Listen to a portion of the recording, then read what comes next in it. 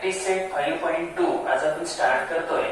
पहिला प्रश्न आहे quadrilateral ABCD is a parallelogram. ABCD हा पॅरलोलोग्राम दिलाय. पी आणि क्यू हे एबी आणि सीडी चे मिड पॉइंट्स दिलेले आहेत.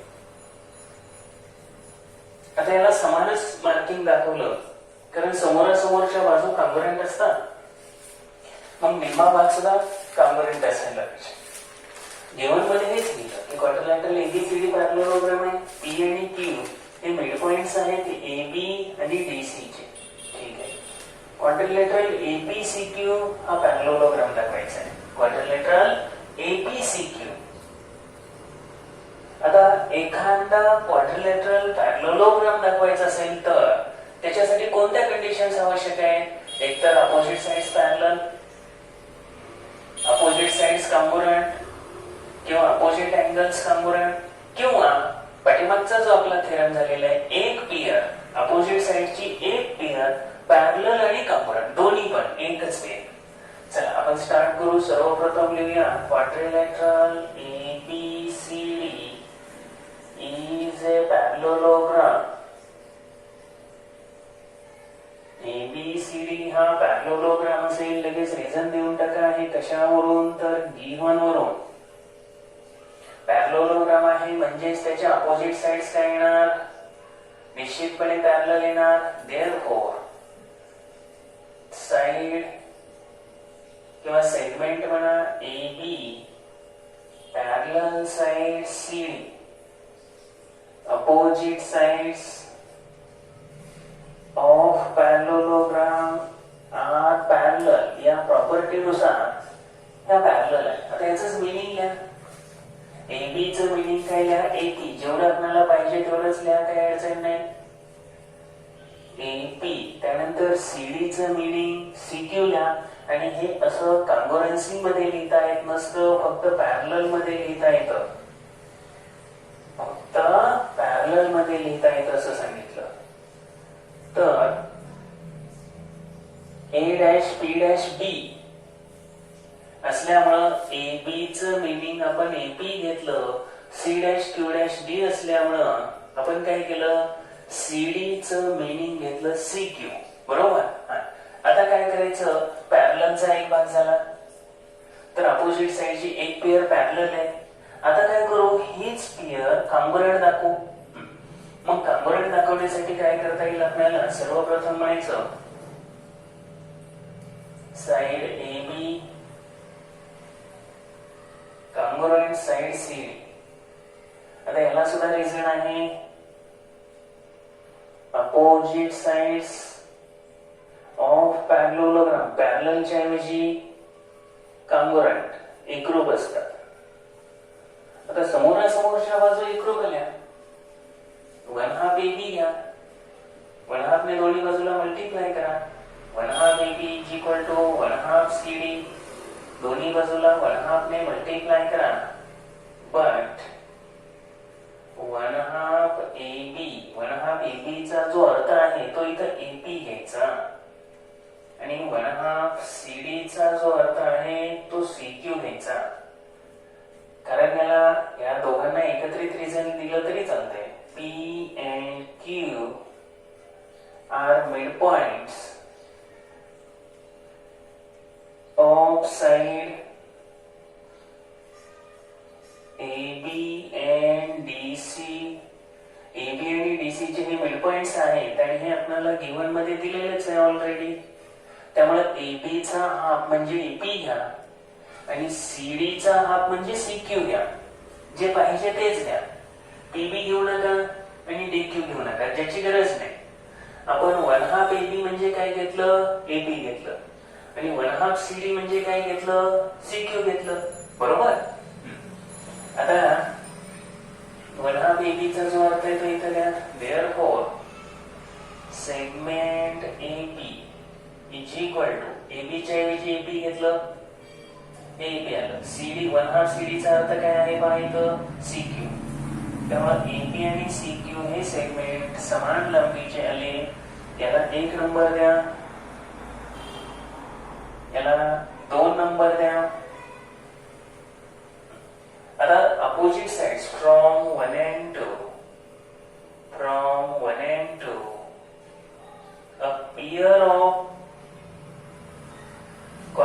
quadrilateral ABCD is parallel and congruent. Parallel पण आहे आणि कॉन्ग्रुएंट पण आहे.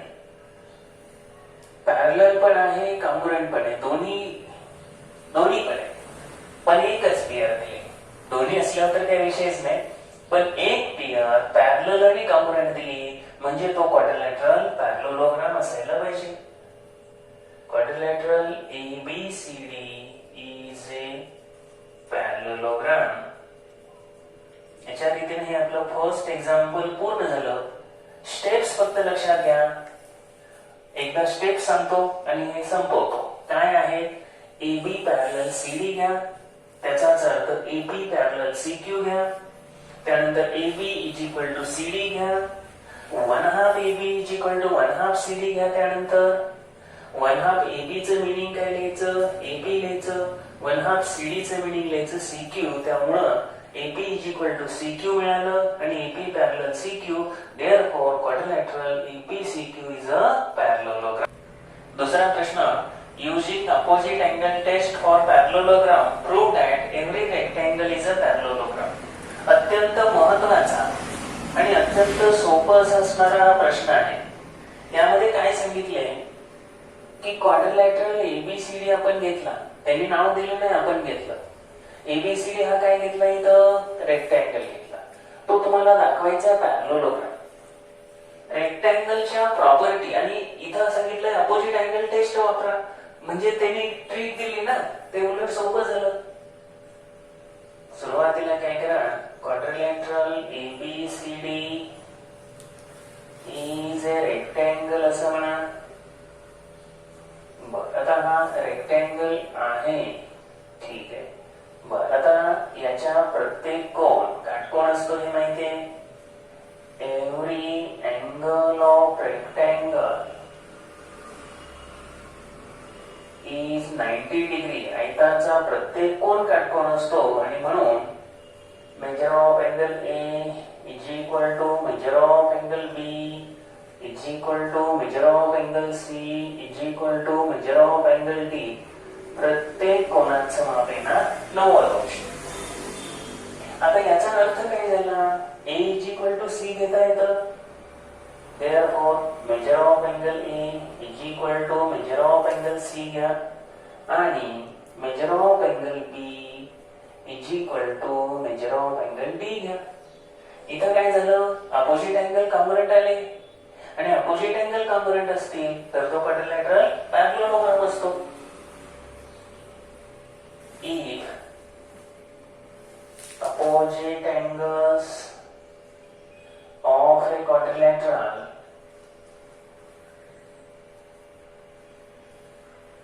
are congruent,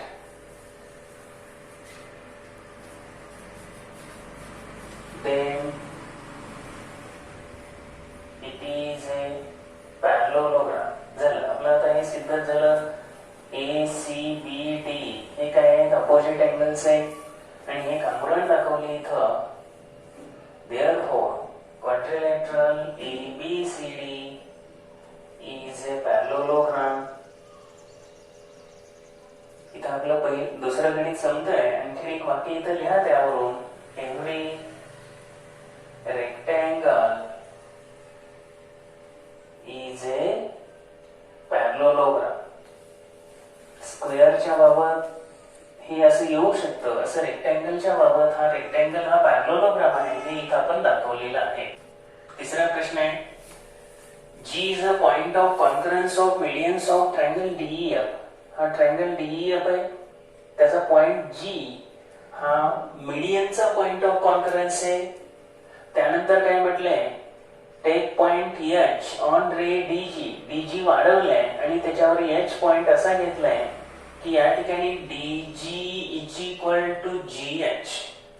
तर हे DG जेवढं आहे तेवढंच DH आहे हे लक्षात घ्या. DG is equal to DH आणि त्यानंतर पुन्हा म्हटलंय quadrilateral GEHF is a parallelogram. Parallelogram साठी GEHF पाहिलं तर इथून लगेच डोक्यात आलं पाहिजे की याच्यात डायगोनलचा प्रॉपर्टी वापराव्या लागतील. या ठिकाणी जर पाहिलं डीजी इक्वल टू जीएच आहे. आपल्याला माहिती आहे मीडियन कायचा जो सेंट्रॉइड असतो, पॉइंट ऑफ कॉन्करन्स म्हणजे सेंट्रॉइड, तो मीडियनला 2:1 रेशो डिवाइड करतो. म्हणजे ऑलरेडी हा भाग 2 असेल तर हा 1 आहे. याचा अर्थच असा झाला, जर आपण हा पॉइंट टी घेतला, इथं टी असं नाव देऊ, कोणतं पण नाव घ्या, तर डीजी अपॉन जीटी 2:1 आहे. परंतु या ठिकाणी जीटी आणि टीएच यांची बेरीज केली तर मात्र डीजी एवढी भरती, म्हणून GT is equal to TH आलं. एक डायगोनल बायसेक्ट आला आणि दुसरा तर ऑलरेडी आहेच, ET is equal to T का मीडियन मध्ये का. फक्त लक्षात आणायचं आणि असं लिहायचं. सर्वप्रथम आपल्याला काय करू, ते पॉइंट टी हा पॉइंट घ्या. त्यानंतर आपण काय करणार आहोत, point G is a point of concurrence. Point G is a point of concurrence of medians of triangle DEF. DEF या ट्रायंगलच्या मीडियनचा हा पॉइंट ऑफ कॉन्करन्स आहे. आणि आपल्याला प्रॉपर्टी माहिती आहे, वी नो सेंट्रॉइड, ज्याला आपण पॉइंट जी आहे इथं, divides medians in the ratio 2:1. 2:1 या रेशो मध्ये तो मीडियनला डिवाइड करतो. आता ऑलरेडी डीजी अपॉन जीटी हे 2:1 आहे. व्हर्टेक्स कडचा बिंदू हा डबल असतो जीटीच्या. बट या ठिकाणी जर आपण पाहिलं DG is equal to GT दिले, DG upon GT is equal to 2:1, आणि आपल्याला गिव्हन मध्ये काय दिलेलं आहे, तर DG is equal to GH. आता याच्यामध्ये डीजी इज इक्वल टू जर जीएच असेल, त्यामध्ये जीएच ची खोड आपल्याला माहिती काय असायला पाहिजे, तर जीएच म्हणजे काय आहे, जीटी प्लस टीएच आहे. हे GT1 असेल. एक लक्षात घ्या, हे GT1 आहे, हे GH2 आहे, बरोबर, कारण DG2 आहे. आपल्याला DG is equal to GH आहे. आपण DG2 घेतलं तर GH किती येणार, 2 येणार. मग हे 2 असेल, हे GT 1 असेल, तर TH किती असायला पाहिजे, 1 असायला पाहिजे. हे काय दाखवायची गरज नाही या ठिकाणी. देअरफॉर लगेच आपण असं म्हणू शकतो, GT is equal to TH. आणि हेच महत्वाचं आपल्याला होतं की GT is equal to TH हे आपण इथे दाखवलं. आपण कशावरून गेलो, परत एकदा लक्षात घ्या, सेंट्रॉइड हा मीडियनला 2:1 रेशो डिवाइड करतो, म्हणून DG अपॉन GT 2:1 आलं. परंतु या ठिकाणी GH हे 2 आहे. आपण प्रपोर्शन मध्ये सपोज करतो, हे 2 असेल, त्यातलं हे 1 असेल, तर TH आपोआप 1 राहिलं. त्यामुळे काय झालं, GT is equal to TH आलं. Also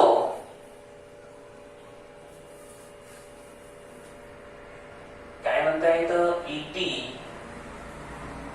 is equal to TF म्हणता येतं. आता याला कारण काय, तर median DT, median divides the opposite sides. Median divides the opposite sides into two congruent parts. मध्यका काय करते, समोरच्या बाजूचे 2 समान भाग करते. आणि त्याच कारणामुळे EF चे 2 समान भाग या T बिंदूमुळे झाले. तर आपण काय म्हणू, DT is median, DT is median.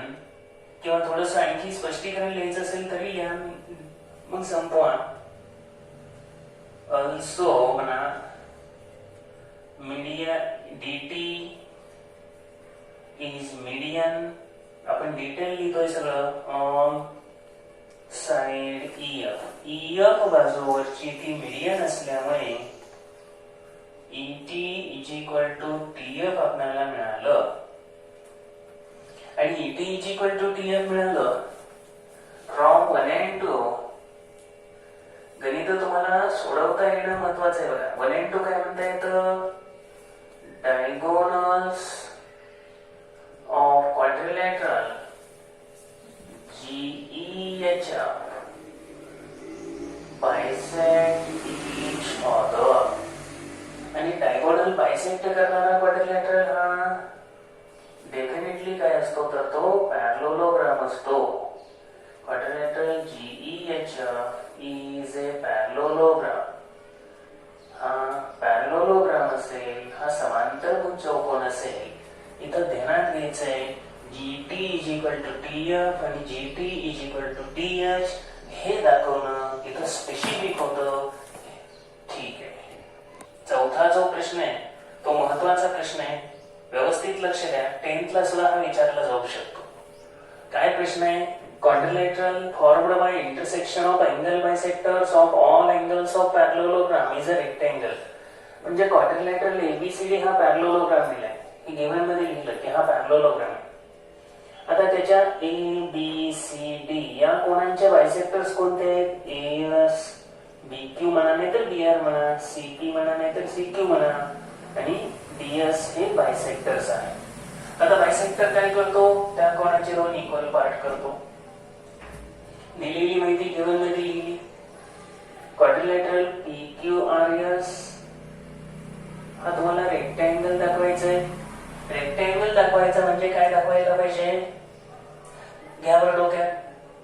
प्रत्येक कोण 90 अंश. बस 3 दाखवले तरी चालतात. आता काय करायचं?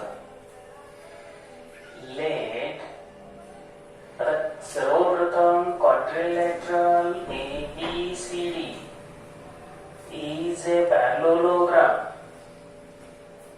अपोजिट अँगल्स त्याचे कॉम्पोनंट असतात. अँगल A आणि अँगल C कॉम्पोनंट आहे. अँगल B आणि अँगल D कॉम्पोनंट आहे. Opposite angles of parallelogram are component. हे पुढे नाही लिहिलं तरी चालतं. पॅरलोलोग्रामचे सम्मुख कोन फक्त एवढं म्हणलं तरी चालतंय. कॉम्पोनंट असतात म्हणून हे अँगल कॉम्पोनंट घेतले. आता त्यांची मापं मानून घ्या. मुळात मानताना काय करू आपण? Measure of angle A is equal to measure of angle C is equal to 2x घेऊ आणि measure of angle B is equal to measure of angle B is equal to 2y घेऊ. आता हे 2x घेतलं, हा A कोण की C कोण 2x आला अपोजिट मुळे. हा आपण 2y घेतला की हा पण 2y आला. रे AS हा बायसेक्टर आहे. AS अँड दोन दोन घेऊ आपण. रे AS अँड रे CQ म्हणा नाही तर CP म्हणा, दोन्हीचं मिनिंग तेच आहे. Are bisectors of angle A and C. A आणि C चे हे बायसेक्टर्स आहेत असं गिव्हन मध्ये दिले. त्यामुळे काय झालं तर A या कोणाचे दोन समान भाग झाले. कोणते? तर मेजर ऑफ अँगल म्हणा नाही तर अँगल फक्त म्हणा अँगल BA. आता या ठिकाणी BAS is equal to SAD. आपल्याला B घेताना कोणतं घ्यायचं हे आपण ठरवायचं. जर आपण हा ट्रायंगल घेणार असो, ABR घेणार असो तर BAR कोण घ्या. जर तुम्ही हा ट्रायंगल घेणार असाल ACD तर तुम्हाला कोण ACD घ्यावा लागेल. आपण काय घ्यायचं ते आपण ठरवायचं, कारण तेच तुम्हाला सोपं पडेल. AS आणि CQ सगळ्यांचे एकत्रितपणे घेऊ आपण. हे सेपरेट लिहिण्यापेक्षा सगळ्यांचे एकत्रितपणे घेऊ. हे बायसेक्टर्स आहेत, हेच एकत्रितपणे घेऊ. कोणते बायसेक्टर्स आहेत तर ray S, ray BQ, CP,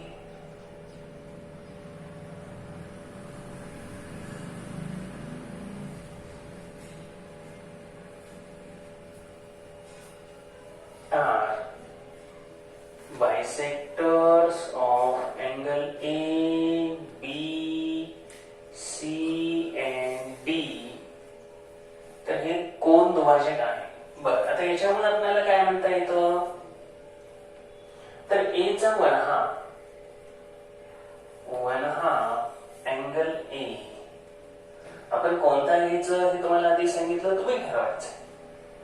जर एसीडी घेतला तरी चालतो, त्यावेळेला इथं हा कोण 90 निघतो आणि त्याचा अपोजिट घ्यायचा. आणि समजा एबीआर मध्ये घेतलं तर हा आणि हा या दोघांचे 90 येतं, हे बरोबर राहतं. त्यानंतर इथं हा दुसरा घेऊन डीपीसी 90 दाखवता येतो. तुम्ही ठरवायचं. One half A is equal to, समजा आपण अँगल एसीडी घेतलं तर काय होणार, एसीडीचं माप किती येणार, एक्स येणार, कारण 2x च्या निम्मा. वन हाफ अँगल बी, आता वन हाफ अँगल डी घेऊ इथं याच्यात लगेच. वन हाफ अँगल डी घेतल्यावर या डी चा वन हाफ कोणता घ्यायचा हे देण्यात येणार. तर या ठिकाणी आपल्याला एसडी ए हा घ्यावा लागेल, अँगल ए डी एस. बर, या कोणाचं माप येणार वाय, बरोबर. आता त्याचप्रमाणे पलीकडचं पण घेता येते. And one half angle B, one half angle B चं माप या ठिकाणी काय घेऊ आपण इथं, सीबीक्यू घेऊ. त्याचबरोबर वन हाफ अँगल सी पण घ्या. गणित फक्त व्यवस्थित समजून घेणं गरजेचं आहे. वन हाफ अँगल सी, त्या ठिकाणी मिळून घेणार अँगल क्यू सी बी. आता या बी कोणाचं जे माप आहे ते किती घेतलंय आपण बघायचं. पहिल्यांदा 2y, मग हाफचं y येणार, बरोबर. सी चं माप किती घेतलंय आपण 2x, मग इथं येणार x. ठीक आहे. जर 2x अधिक 2y हे सप्लिमेंटरी असतील तर x अधिक y हे कॉम्प्लिमेंटरी येणार, कारण ए आणि सी हे या ठिकाणी तुम्हाला कसे कॉन्ग्रुएंट आहे. 2x अधिक 2y, आता समजा हा 2x असेल आणि हा 2y असेल तर याचं माप 180 येतं ना.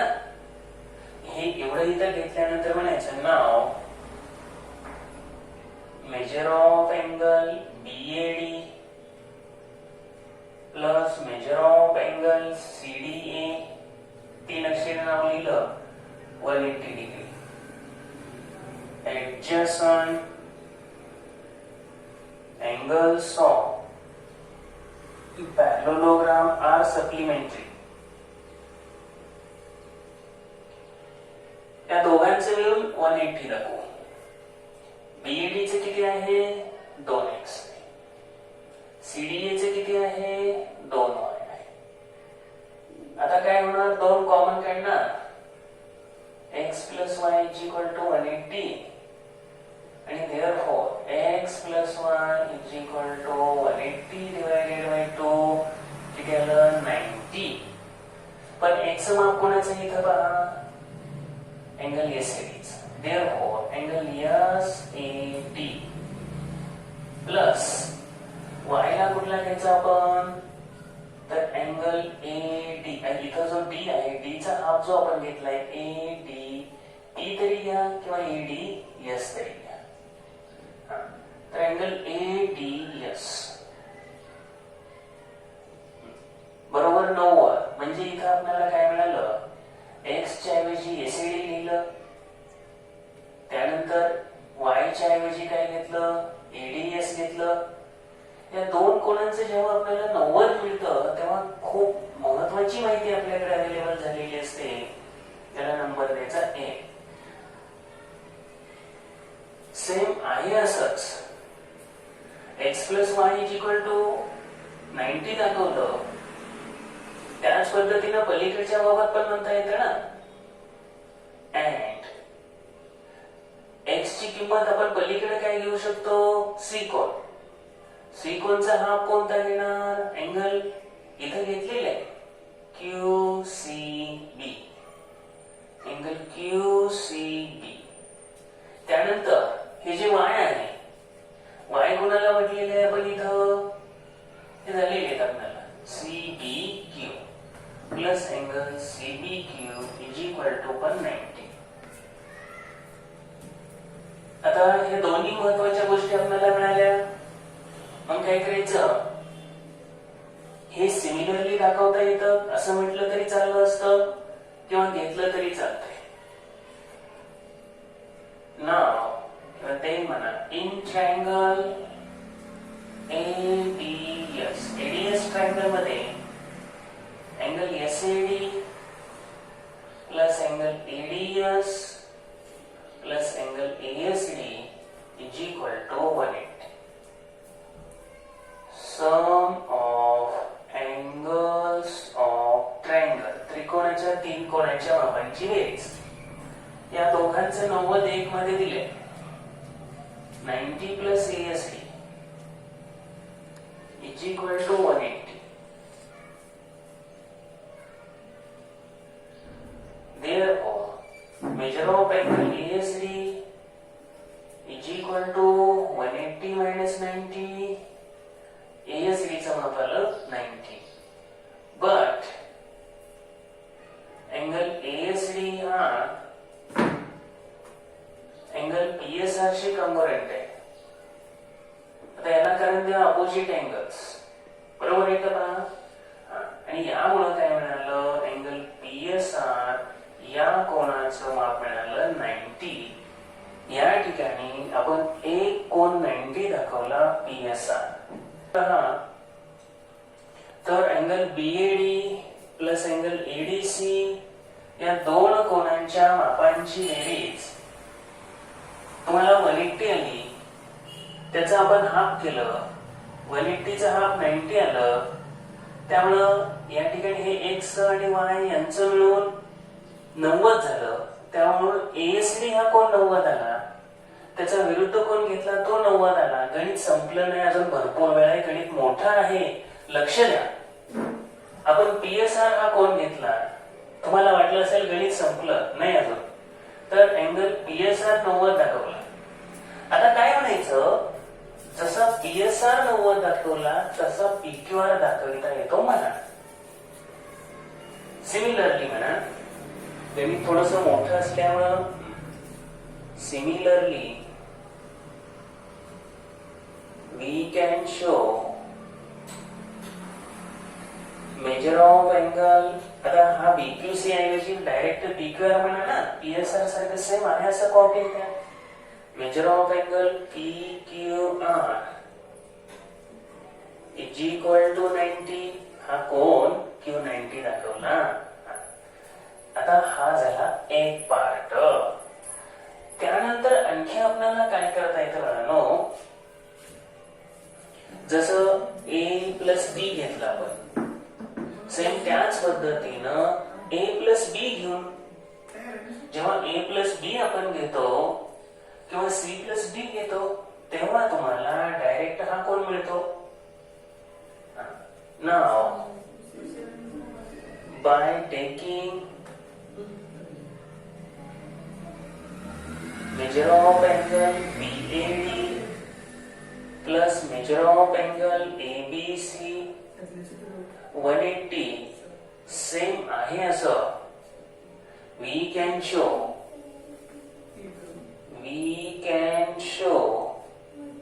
angle ARB. त्याच्यामध्ये डायरेक्ट ARB मिळणार, कारण A प्लस B 180 आलं. हाफ A म्हणजे कोणता घ्यायचा, BAR घ्यायचा. हाफ B म्हणजे ABR घ्यायचा. या दोघांचे मिळून x प्लस y किती येतं, 90. आणि मग ARB 90 मिळतो. We can show measure of angle ARB is equal to 90. आता also त्याचप्रमाणे आपण चौथा पण दाखवता येतो म्हणा. ARB जसा दाखवला तसंच या ठिकाणी आपण अँगल DPQ म्हणू शकता किंवा DPC म्हणू शकता is equal to 90 can be show. आता चारी पण आपण इथं दाखवले. चारी पण कोण काय दाखवले? 90 अंश दाखवले. आपलं बरंचसं काम सोपं झालं. चला लिहून घेऊ इथं आपण कोणते कोण 90 अंश दाखवले. तर सगळ्यात अगोदर PSR. Therefore, measure of angle PSR is equal to measure of angle PQR is equal to SPQ हा कोण घ्यायचा आहे? तिथं आपण घेताना काय घेतलं? ARB. ARB चं मिनिंग आपल्याला SRQ घेता येतं, SPQ घेता येतं. तर ARB हा जो कोण आहे ARB म्हणजे SRQ. इथं ARB measure of angle ARB is equal to 90. That is ARB चं इथंच नाव लिहू आपण SRQ. measure of angle SRQ 90 दाखवला. आणि मग जसं DPC आपण लिहिलं त्याऐवजी SPQ लिहून टाका इथं.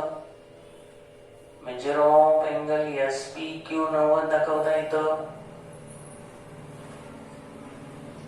आता हे 90 अंश दाखवले, चारही कोण 90 आले आणि म्हणून आपण काय म्हणू शकतो? Quadrilateral PQRS is a rectangle. Steps या गणितातल्या लक्षात ठेवा. सर्वप्रथम मोठा जो क्वाड्रिलॅटरल आहे तो क्वाड्रिलॅटरल आपण काय घेतला? पॅरलोग्राम घेतला. त्यानंतर आपण काय केलं? याचे अपोजिट अँगल कॉन्ग्रुएंट असतात. मग A is equal to C घेतलं. मग हे दोन्ही 2x आले, हे 2x आलं. यानंतर हे 2y घेतलं, हे 2y घेतलं. बायसेक्टर म्हणून हा x आला, हा x आला, हा y आला, हा y आला. इथं पण हा x, हा y, हा y आला. बरोबर. त्यानंतर काय घेतलंय नीट लक्षात घ्या. Measure of angle A plus D हे 180 आलं. परत याचा हाफ केला, half A plus half D. Half A plus half D is equal to 90 आलं. हाफ A चा अर्थ लिहा. आपण घेतलेला SAD घेतला, बरोबर. आणि D चा अर्थ घेतला SDA, बरोबर 90 आलं. आणि मग त्रिकोण घेतला ASD त्रिकोणामध्ये 3 कोणांच्या मापांची बेरीज 180. या दोघांचं मिळून 90 आहे. तिसरा आपोआप 90 दाखवला. आणि मग त्याच पद्धतीनं अँगल BQC पण 90 दाखवता येतो.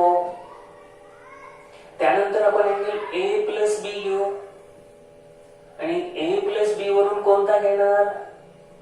अँगल ARB बरोबर 90 दाखवला. म्हणजे SRQ 90 आला. आणि हा 90 आल्यानंतर हा तिसरा पण दाखवा, SPQ पण 90. आणि चारही कोण 90 आले म्हणून तो आहे रेक्टँगल. हे उदाहरण आपलं पूर्ण झालं. मोठं आहे पण नीट लक्ष द्या, सोडवता येईल.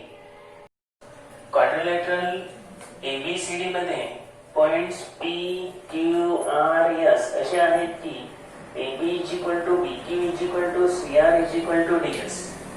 आणि मोठा जो क्वाड्रिलॅटरल आहे तो क्वाड्रिलॅटरल काय आहे? पॅरलोग्राम आहे. हे ध्यानात घ्या. अगदी स्टार्टला आपण लिहूया quadrilateral ABCD is a parallelogram. याला रिझन देणार B1. अपोजिट साइड्स कॉन्ग्रुएंट घ्या. Opposite sides of parallelogram are congruent म्हणा. त्यामुळे काय येणार? AB congruent CD and AD congruent BC. Opposite sides congruent दाखवल्या. AB ची फोड करा. AB plus BB Therefore CD ची ओढ करा CR प्लस RD. त्यानंतर AD ची ओढ करा. आता याला रिझन पण लगेच देऊन टाका. A dash P dash B आणि C dash R dash D. त्यानंतर AD ची ओढ आपल्याला AD is equal to BC पण आहे ना. त्यानुसार AD ची ओढ आहे AS प्लस SD आणि BC ची ओढ आहे BQ प्लस QC. आता रिझन आहे A dash S dash D आणि B dash Q dash C. But AP is equal to BQ is equal to CR हे कॉमन मध्ये लिहिलं तरी चालेल, किंवा इथं आपल्याला काय आहे AP is equal to CR given मध्ये दिले. यावरून काय मिळालं, AP ला CR केलं, राहिलं काय PP is equal to RD. याला एक नंबर द्या. या ठिकाणी काय म्हणायचं, AS is equal to SD is equal to BQ is equal to QC आहे. याच्यात केलेली जी फोड आहे आपली त्यामध्ये काय आहे, समान काय दाखवलेलं आहे, तर BQ is equal to DS. हे BQ आणि DS समान आहे. But SD is equal to BQ त्याला रिझन आहे गिव्हन, त्यामुळे हे कॅन्सल होणार आणि मग राहणार काय AS is equal to QC. दोन नंबर देऊन टाका. आता AS is equal to QC मिळालं. वरील प्रमाणे आपल्याला जर हे याच्याशी एकरूप दाखवलं, पण आपण दाखविताना काय केलेलं आहे, फोड केलेले आहे आणि त्याच दाखवतोय. PB is equal to RD दाखवलेले, PB is equal to RD दाखवलं. आता याला समजा अशी मार्किंग केलं आपण, तर काय नाही, हे दोन त्रिकोण कांगोरंड दाखवा, हे दोन त्रिकोण कांगोरंड दाखवा, संपला विषय. आता म्हणा नाव in triangle BPQ and triangle SDR या दोन ट्रायंगल मध्ये PB is equal to RD आहेच. PB is equal to RD फ्रॉम 1. बरोबर. आता AS is equal to QC ला काही नंबर नाही दिला तरी चालतोय, आपण काही ते त्रिकोण एकरूप दाखवणारच नाही, आणि दाखवलं तरी चालतंय. ते सिमिलरली फक्त म्हणू, ते नाही घेतलं तरी चाललं असतं. PB is equal to RD. ठीक आहे. त्यानंतर आपल्याला BQ is equal to DS आहे आणि angle B component angle D opposite angles of quadrilateral parallelogram ABCD या पॅरलोलोग्रामचे B आणि D हे अपोजिट अँगल्स आहेत, ते तर एकरूप असणारच ना. PB is equal to RD आणि BQ is equal to BQ ला दोन रेघ आहेत DS. हे आपण इथं घेतलंय, याला कारण तर given. Therefore, triangle BPQ congruent triangle B ला correspondence येणार D. BP घेतलं तर तीन रेघांवरलं DR येणार. DRS कोणती टेस्ट आहे, SAS टेस्ट न हे दोन ट्रायंगल congruent दाखवा, आणि म्हणून आपल्याला काय मिळालं, corresponding side CSR आणि PQ. Therefore, segment PQ congruent segment RS corresponding sides of congruent triangles as above. We can show कोणते ट्रायंगल तुम्हाला congruent दाखवता येतील, triangle APS congruent triangle A ला C AP घेतलं तर CR येणार, CRQ. Therefore, सेगमेंट, आता याच्यामध्ये सेगमेंट PS आणि QR एकरूप आले. हे जरी डायरेक्ट लिहिलं असतं तरी पण चाललं असतं. Corresponding sides of congruent triangles आणि याला नंबर द्या. आपल्याला याला 2 आणि याला देऊ 3. ठीक आहे. फ्रॉम 2 and 3 आपल्याला काय म्हणता येईल? Opposite sides of quadrilateral PQRS are congruent 2 आणि 3 मध्ये. Therefore, quadrilateral PQRS is a parallelogram. समोरासमोरच्या बाजू एकरूप दाखवून आपण हा पॅरलोलोग्राम दाखवला.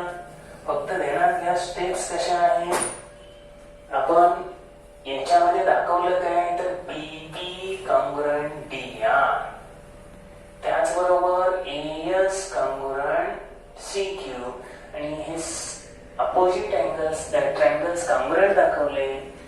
त्यावरून PQ SR मिळालं. त्यानंतर BS QR आणि समोरासमोरच्या बाजू एकरूप आल्यामुळे तो क्वाड्रिलॅटरल झाला पॅरलोलोग्राम. हा प्रॅक्टिस सेट 5.2 आपला कंप्लीट झालेला आहे. तुम्ही सर्व उदाहरणे व्हिडिओ पाहिल्यानंतर न बघता सोडवा आणि मगच तुमचा सराव चांगला होईल.